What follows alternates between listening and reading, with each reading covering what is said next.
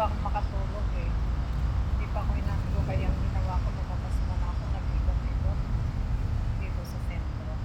At saka para magpasapalaran magtaya sa GC na loto.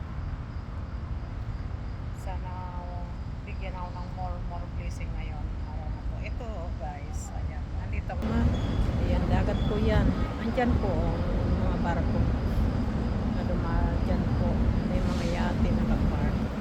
Ayoko pumunta doon sa malapit kasi tamad na akong tawid. Lalo na yung mga sasakyan.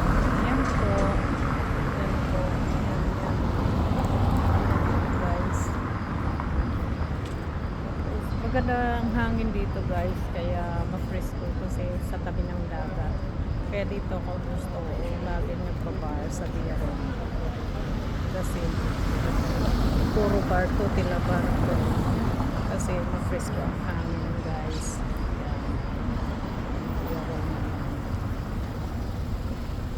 Ayan guys.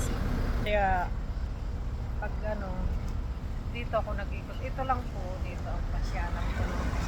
Gusto ko pakadalian lang para mag-ikot. Sana para akong naguguring din sa bahay. Kaya andito ang service ko, kaya ayun. Ayan guys, maraming nag-aantay ng bus. Ayan din may mga permata. Yung saan yung may mga tao nakatayo. Ayan, permata po yan. Ayan.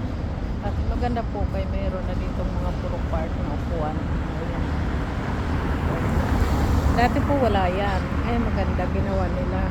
Linagyan ng park sa gitna ng kalsada. Tapos ano na. Pero may araw. Pero alam nyo ba guys, medyo malamig na. Nag-umpisa na ang lamig sa gabi. Kaya nag-sweater nga ako ng gabi kaya ginamit na ako. Kahit ngayon medyo malamig na ang hangin. Siguro ito ang start na ng winter. Start na ito sigurado.